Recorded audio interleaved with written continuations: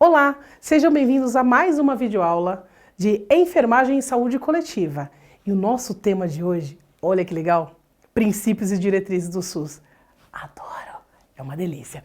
Os tópicos a serem abordados nessa aula serão criação de projetos e leis para a melhoria da saúde e direcionamento de postura e ação no atendimento em saúde. E ao término dessa aula, você deverá ser capaz de entender a importância das definições de legislação que direcione uma estratégia. Quando eu falo de princípios e diretrizes, eu estou falando de princípios início, sabe? O início de tudo. E diretrizes é o que direciona. Qual é o caminho que eu vou seguir? Hoje, no portal do Ministério da Saúde, vocês vão encontrar toda essa nomenclatura, tudo como princípios. Eles tiraram a palavra diretrizes. Mas eu mantenho como a criação inicial do SUS para vocês entenderem. Tudo bem? Um dos primeiros princípios é universalidade. Garante o acesso de todos os brasileiros às ações e aos serviços de saúde. Como assim, Tainã? Eu estou em São Paulo e tenho o meu cartão do SUS, que é um número único. No início, muitas pessoas tiraram vários números de cartão do SUS, tá bom? Mas é interessante que você tenha um único número de cartão de SUS. E Tainã, se eu for para Santa Catarina agora, você vai ser atendido lá com o seu número do cartão do SUS. E hoje tem um sistema que vai falar que você passou por lá, pelo sistema de lá. E se eu for para o Rio de Janeiro? Também. Todo lugar no Brasil, tá bom? Eu gosto de fortificar isso, fortalecer isso. No Brasil, você chegar, você vai ser atendida. Eu não estou falando da qualidade de atendimento, turma. Eu estou dizendo sobre o serviço, a disponibilidade de serviço de saúde em todos os lugares do Brasil. Esse é de universalidade. E nós temos também a equidade. Essa imagem de equidade nos traz a melhor potência. Equidade garante assistência à saúde de todos os brasileiros sem preconceito, discriminação ou privilégios. Por exemplo, chega alguém lá numa unidade básica e ele fala, você sabe com quem você está falando? Você está falando com um advogado. Ele vai entrar na fila e esperar para ser atendido. E se o nosso governador chegar lá? Ele vai entrar na fila e esperar para ser atendido. Isso é equidade. É diferente do nosso chamariz de igualdade, que igualdade somos todos iguais. Não. Equidade está dizendo que você vai ser atendido de acordo com a sua necessidade. Tudo bem? Por exemplo, Tainã, lá aqui em São Paulo o SUS funciona, mas chega lá no Norte e Nordeste, Nossa Senhora. É um lugar que deveria ter muito mais, assim, verbas, porque lá é mais pobre. Sim, isso eu concordo. Mas se a gente parar para pensar, o número de pessoas, a população São Paulo é muito maior que Norte e Nordeste. Por isso que a verba vem para cá, é de acordo com a necessidade e número de pessoas a serem atendidas. Equidade. Nós temos também a integralidade. Integralidade garante todas as ações de saúde e serviços necessários para a promoção, proteção, tratamento e reabilitação da saúde. A integralidade, eu vou ver o indivíduo ou o ser humano num todo. Por exemplo, Dona Maria infartou, ficou internada lá no nosso pronto-socorro, depois subiu para a clínica médica, enfim, chegou em casa. Dona Maria conseguiu, olha, mesmo infartando, veio para nós. E aí, acabou? Não. A Dona Maria, ela vai ser atendida ainda pela unidade básica de saúde dela. E se ela tiver que fazer reabilitação com um fisioterapeuta, né? Então, eu vou atender o indivíduo num todo. Não é um sistema, não é um trabalho quebrado, tá bom? E gratuidade.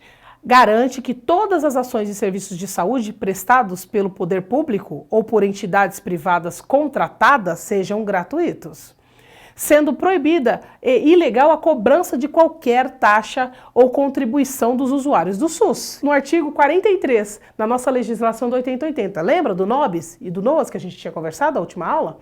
Então, a gratuidade, por exemplo, antigamente não tinha remédio gratuito e hoje nós temos. Você sabia que se você passar em frente a um hospital privado, caro, que não vamos citar nomes aqui, e você cair lá na frente do hospital, o hospital tem, por obrigação monetária, verbal e também de gratuidade, pegar você, atender na emergência, suprir os seus atendimentos e depois direcionar você para o sistema público. Isso é porque o SUS tem um repasse de verbas para todos os tipos de atendimento assistenciais, ambulatoriais e de saúde. Daí a gente vem com as diretrizes. Nós tivemos os princípios, sim? Agora, como é que esses princípios vão andar? Baseados nas diretrizes. O que a gente fala bastante nas diretrizes? Primeiro, hierarquização. Nesse de hierarquização, nós temos vários fatores. Um deles é, quando a gente fala de SUS, a gente está falando um pouquinho de estratégia de saúde da família, que é a nossa próxima aula, né? E nesse projeto, tem que ter uma hierarquização. Quem comanda, quem é o líder da equipe núcleo, dentro de uma unidade básica, por exemplo, é enfermeiro, técnico e auxiliar. Dentro de um hospital é médico, enfermeiro, técnico, auxiliar.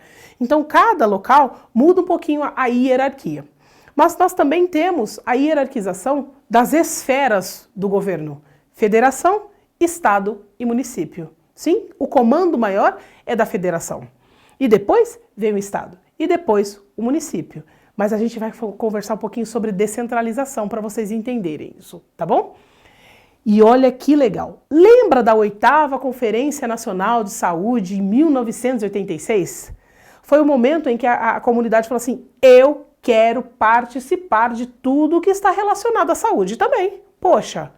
Então como é que a gente faz para participar? Entrou nas diretrizes a participação da comunidade. Nós temos o serviço à comunidade de gestão que vão para as unidades básicas, os líderes comunitários, que vão para as unidades básicas falando assim: está acontecendo isso aqui na minha área. Como é que a gente faz? Entendeu?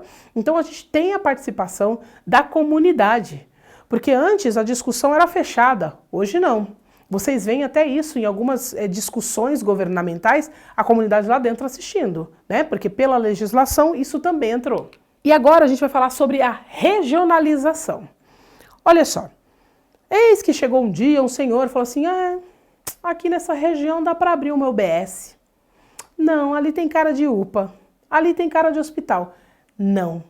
Nós temos uma equipe especializada que chega na região, avalia a região, e eu digo avaliar, inclusive até pelo perfil de calçada, se é íngreme, se tem muita gente em apartamentos, se tem muita gente em casa, para eles conseguirem estudar a região e falar assim: sim, aqui tem que abrir uma unidade de pronto atendimento. Sim, aqui tem que abrir uma unidade básica de saúde.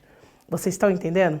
Eu trabalho a região para ver qual que é a demanda dessa região, o que essa região pede de assistência em saúde.